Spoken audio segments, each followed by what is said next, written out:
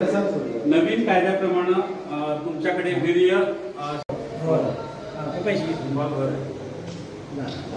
आपल्याला माहीतच आहे की साधारणपणे आता गेले 18 ते 20 वर्ष झाली यशराज हॉस्पिटल आपण सुरू केलं 2005 मध्ये। तर ज्यावेळी ते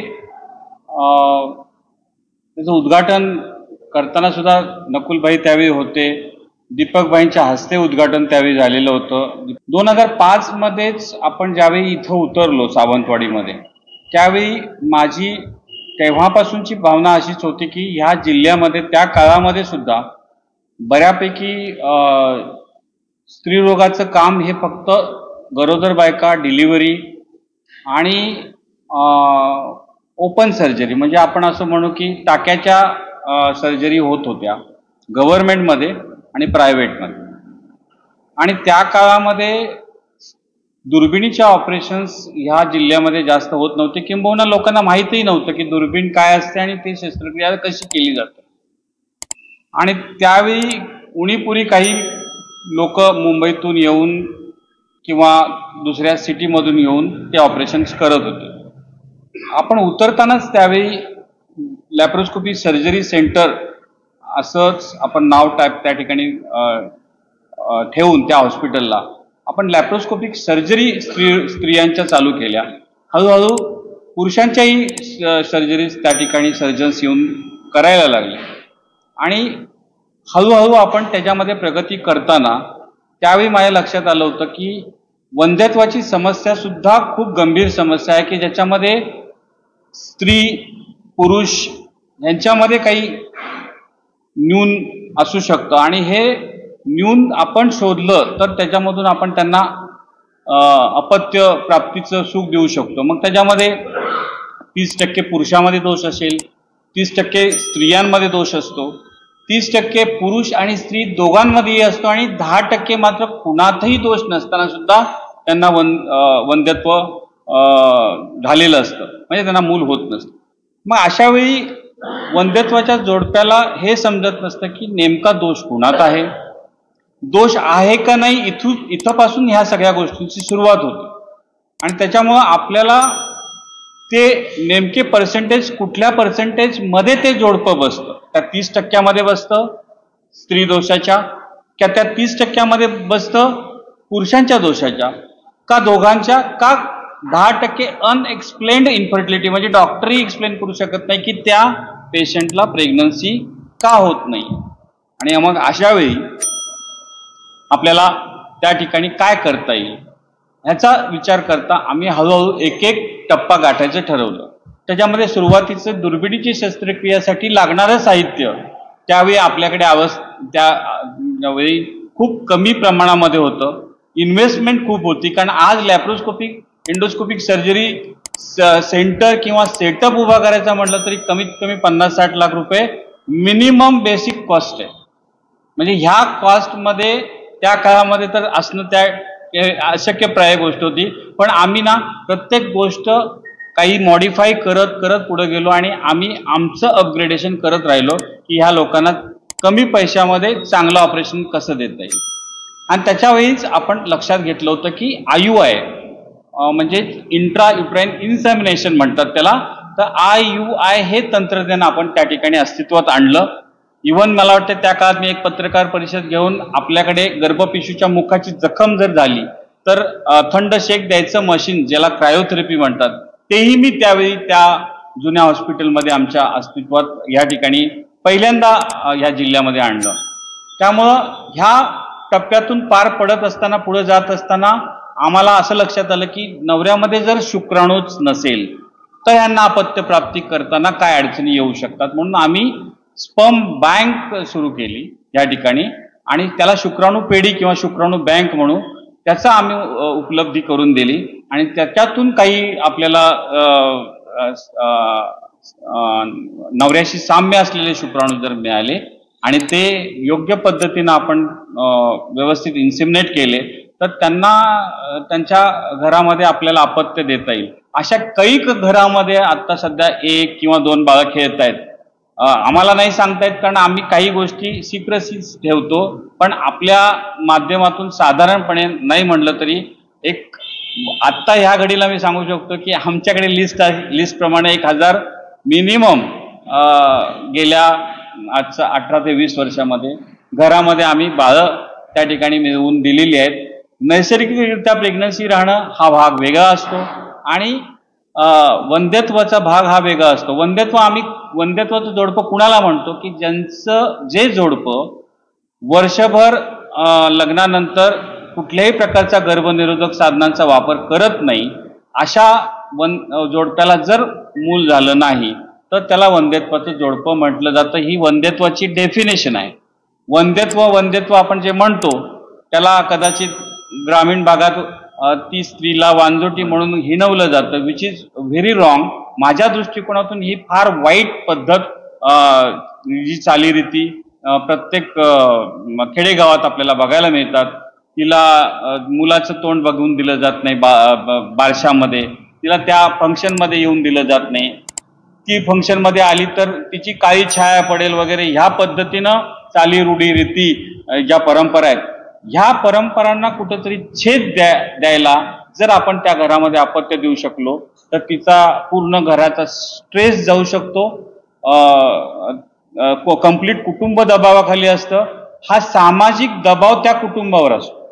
आता हा समाजाचाच दबाव आहे की ह्या घरामध्ये बाळ नाहीये, ह्या घरामध्ये अपत्य, तेही वंशाचा दिवा नाहीये. हा वंशाचा दिवा हे एक टर्मिनॉलॉजी जी आहे ती हळूहळू थोडीशी लोकांमध्ये त्याच्यात अवेअरनेस येत चाललाय. गव्हर्नमेंटही प्रयत्न करते, सरकारही प्रयत्न करते की निम्मा प्रॉपर्टीतला हिस्सा मुलींना देते, मुलींसाठी समान कायदा आणण्याचा प्रयत्न करते, मुलींना शिक्षण मोफत करते, मुलींना साधारणपणे एका वेगळ्या लेवलला महिलांना आणण्याचा प्रयत्न सरकारकडून पण चालू आहे. परंतु त्याच्याबरोबर समाजाचं पण काहीतरी दायित्व आहे की अशा लोकांनाही तुम्ही थोडंसं एक सहकार्य किंवा एक असं म्हणूया की आपण मदत केली पाहिजे आणि अशा हॉस्पिटल्सना आणलं पाहिजे की ज्या हॉस्पिटलच्या माध्यमातून तिला जर उद्या प्रेग्नन्सी राहत नसेल तर उपचारातून त्यांना प्रेग्नन्सी निर्माण करू शकतो. तर आता ह्याच्यामध्ये शेवटची पायरी जी असते आमच्या उपचारांची, तर टप्प्याटप्प्याने जर गेलं तर सुरुवातीला जर वंध्यत्वाचं जोडपं आमच्याकडे आलं, जशी मी आत्ताच तुम्हाला व्याख्या सांगितलेली आहे, त्यांना आम्ही इन्व्हेस्टिगेट करतो आणि तेही मी इन्व्हेस्टिगेट कसं करायचं तेही आधीच सांगितलेलं आहे की नवऱ्यात दोष आहे का, स्त्रीत दोष आहे का, ह्याच्यात संपूर्ण इन्व्हेस्टिगेट होतं. ते इन्व्हेस्टिगेशन झाल्यानंतर आम्ही पहिली पायरी असते की नॉर्मल ट्रीटमेंट देऊन बघणं. नॉर्मल ट्रीटमेंट जर 3 ते 4-5 महिन्यामध्ये वेळेवर सगळी ट्रीटमेंट आणि डॉक्टरांच्या मार्गदर्शनाखाली जर उपचार घेतले तर त्यांना प्रेग्नन्सी राहण्याची शक्यता जवळपास 30 ते 40% असते. कारण डॉक्टर त्या ठिकाणी मागा असतो, वंध्यत्व तज्ज्ञ त्याच्या ठिकाणी मागा असतो. त्यामुळं काहीही न करता सुद्धा 30 ते 40% बायकांना प्रेग्नन्सी राहते. आता त्याच्या वरची स्टेप जी आहे ती मी तुम्हाला सांगितली की शुक्राणूच नाही तर आपल्याला त्यांना प्रेग्नन्सी देण्यासाठी शुक्राणूंची पेढी किंवा एखाद्याच्यात शुक्राणू बऱ्यापैकी कमी असतात, पण ते शुक्राणू विलग करून प्रयोगशाळेत चांगले शुक्राणू तयार करून ते गर्भपिशवीत सोडण्याची सुद्धा सोय आपल्याकडे उपलब्ध आपण त्या माध्यमातून केली होती. आणि अशा वंध्यत्वाचं केंद्र आपण काउन्सिलिंग सेंटर आधीपासून होतं. पण प्रत्येक गोष्टीला इन्व्हेस्टमेंट आहे, प्रत्येक गोष्टीला पैसा आहे आणि ह्याच्यानंतर आपल्याला पुढे जायचं झालं तर आम्हाला एका लेवलपर्यंत येऊन थांबावं लागत होतं आणि आम्हाला सांगावं लागत होतं की आता इथून पुढे टेस्ट ट्यूब बेबी करायची असेल तर तुम्हाला अमुक अमुक व्यक्ती किंवा अमुक अमुक मेट्रो सिटीमध्ये जावं लागेल की जिथं चांगले तज्ज्ञ त्या ठिकाणी तुम्हाला टेस्ट ट्यूब बेबीसाठी मदत करतील. पण एक खंत राहिली होती की ती ह्या गावामध्ये आपल्याला टेस्ट ट्यूब बेबी सेंटर करता येईल का, आणि ही खंत मला खूप वर्षापासून होती. आणि ही जी इन्व्हेस्टमेंट आहे ती खूप असल्यामुळं म्हणजे शब्दात सांगता येणार नाही की त्याची इन्व्हेस्टमेंट आम्हाला, आणि त्या पद्धतीनं आपल्याला सुद्धा हे सगळं लोन काढून समजा करायचं जर झालं तर कितपत आपल्याला ते झेपेल. कारण पॉप्युलेशन वाईज आपण कमी आहोत, पश्चिम महाराष्ट्रासारखं पॉप्युलेशन नाहीये, पण वंध्यत्वाची जोडप्यांना जर आपल्याला मदत करायची झाली तर आज एक वंध्यत्वाचं जोडपं सिंधुदुर्ग जिल्ह्यातलं जर कोल्हापुरात गेलं किंवा पुण्यात गेलं किंवा गोव्यामध्ये गेलं तर त्यांचा दिवसाचा पूर्ण वेळ जातो, नंबर 1. नंबर 2, त्यांना कमीत कमी 10 ते 15 वेळा तिथे खेटा मारावे लागतात. नंबर 3, त्यांना तिथे राहावं लागतं लॉजमध्ये 8-8 दिवस.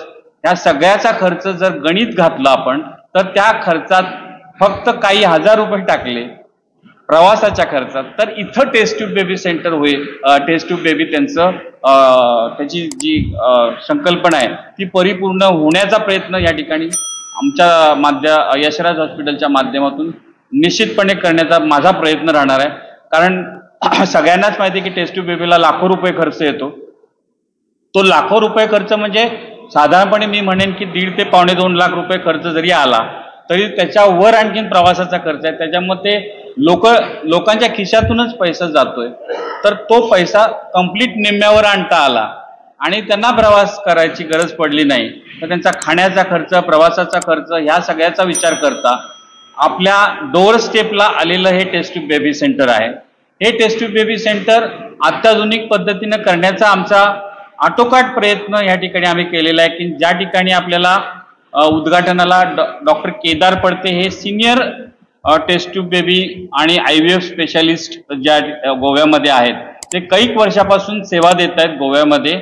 त्यांच्या माध्यमातून कित्येक लोकांना अपत्यप्राप्ती झालेली आहे. असे अनुभवी डॉक्टर आणि आमचे गुरुवर्य या ठिकाणी त्यांना मी गुरु का मानतो कारण ते ह्या क्षेत्रामध्ये एक स्टालवर्द आहेत आणि त्यांच्या हस्ते त्यांच्या उपस्थितीत हे उद्घाटन करायचं आहे. आता राहिला विषय की ह्या आई टेस्ट ट्यूब बेबी सेंटर हे मी का नाव दिलं तर कसं असतं की बऱ्याच वेळा आपण जाहिराती बघतो की डॉक्टर मला बाळ हवंय अशा जाहिराती आपण बघतो आणि बऱ्याच वेळा आपण असं म्हणत नाही की डॉक्टर मला आई व्हायचं. तर माझं टॅगलाईन असं आहे की मला असं म्हणायचंय की पेशंट माझा म्हणतोय की डॉक्टर मला आई व्हायचंय. आई व्हायचंय म्हणजेच इनडायरेक्टली त्यांना आपल्याला जिवंत असं अपत्य चांगलं सुदृढ बालक त्यांना द्यायचंय त्या नवरा बायकोंना. त्यामुळे मला आई व्हायचं ही टॅगलाईन आहे आणि आई IVF सेंटर ठेवण्याचं उद्दिष्टच असं आहे की माझ्या आईला मी आईच म्हणतो आणि आपल्या महाराष्ट्रात प्रत्येक घरामध्ये आपण आपल्या आईला आई म्हणतो आणि त्या आई IVF सेंटर किंवा आई टेस्ट ट्यूब बेबी सेंटर असं नाव ठेवण्याचं कारणच असं आहे की तो मातेचा सन्मान आपल्याला द्यायचा एक परिणाम, माझ्या मातोश्रीला पण सन्मान द्यायचा कारण तिच्या हस्ते मी ते करणार आहे. ती आज 80 वय तिचं क्रॉस झालेलं आहे आणि तिच्या हस्ते मला हे चांगलं अत्याधुनिक सेंटर ती असताना मला तिच्या हस्ते करायला मिळतंय हे माझं मी भाग्य समजतो. कारण कोविड काळामध्ये 2दा ती अगदी लास्ट स्टेजला जाऊन सुद्धा माझ्या हॉस्पिटलच्या माझ्या स्टाफने त्यांना 2-2 महिने व्हेंटिलेटरवर ठेवून त्यांना वाचवलेलं आहे. त्यामुळं माझ्या आईला माझ्या हॉस्पिटलमध्ये मी वाचवू शकलो त्याच आईच्या हस्ते मला टेस्ट ट्यूब बेबी सेंटरचं उद्घाटन करावं असं वाटतंय मनापासून. आपल्या बाकीचे आत्तापर्यंतच्या हॉस्पिटल्स आपण ज्या वेळी नाविन्यपूर्ण काही केलं ते निश्चितपणे आपण स्थानिक आमदार आपले दीपकभाई असतील, नारायण राणे साहेब असतील यांच्या हस्ते केलं. प्रभू साहेब येऊन गेले, प्रवीणभाई भोसले असतील. परंतु माझं असं म्हणणं आहे की आपण आपल्या घरातली व्यक्ती जी आहेत त्यांच्या हस्ते हे करणं ह्या पर्टिक्युलर कंडिशनमध्ये मला योग्य वाटतंय. कारण आचारसंहिता आणि ह्या सगळ्या गोष्टी असल्यामुळं मला असं वाटलं की हे आपला घरगुती प्रोग्राम असला तरी सुद्धा प्रत्येकाच्या घराघरातला आणि प्रत्येकाच्या घराघरामध्ये माहिती व्हावा की असा काहीतरी एक उपक्रम ह्या यशराज हॉस्पिटल मल्टी स्पेशालिटी हॉस्पिटलमध्ये सुरू होऊ पाहत आहे आणि त्याच्यामुळं नवीन ART आणि सरोगसी ऍक्ट म्हणतात ह्या गोष्टीला, सेंट्रल गव्हर्नमेंट केंद्र शासनानं पारित केलेला कायदा आहे. त्या कायद्याच्या चौकटीत बसवूनच हे सेंटर चालू करायचं आहे. त्या पद्धतीनं आम्ही या ठिकाणी करण्याचा प्रयत्न निश्चितपणे केलेला आहे. इन्स्पेक्शन कंप्लीट झालं, स्टेटच्या ऑर्डर्स आल्या की हे लगेच कार्यान्वित होणार या लेवलला हे येऊन थांबलेलं आहे. त्याच्यामुळं आता आपण सगळे ते पाहालच. मला अशी आशा आहे की भविष्यात या टेस्ट ट्यूब बेबी सेंटरच्या माध्यमातून जास्तीत जास्त वंध्यत्वाच्या जोडप्यांना अपत्य प्राप्ती व्हावी, त्यांच्या घरामध्ये आनंद निर्माण व्हावा आणि तोही त्यांच्या बजेटमध्ये बसून तो आनंद देता येण्यासाठीचा प्रयत्न या हॉस्पिटलचा राहील.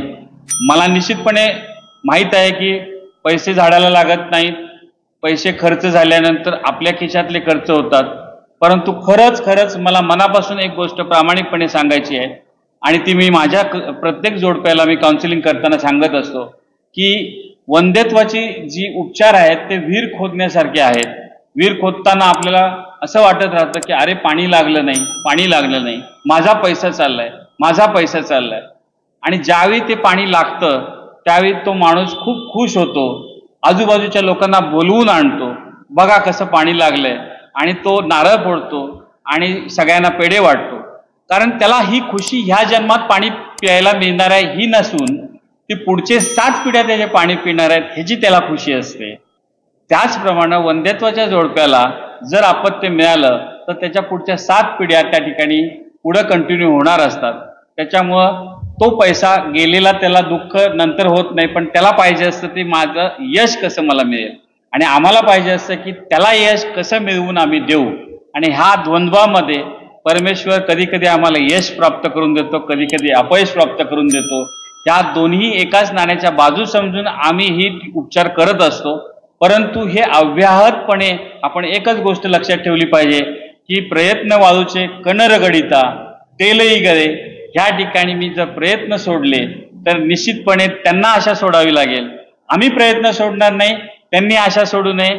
आम्ही निश्चितपणे आमच्या 100% प्रयत्नानं त्यांना अपत्य प्राप्तीचं यश प्राप्त करून देण्यासाठी अहोरात्र या ठिकाणी मेहनत घेऊ.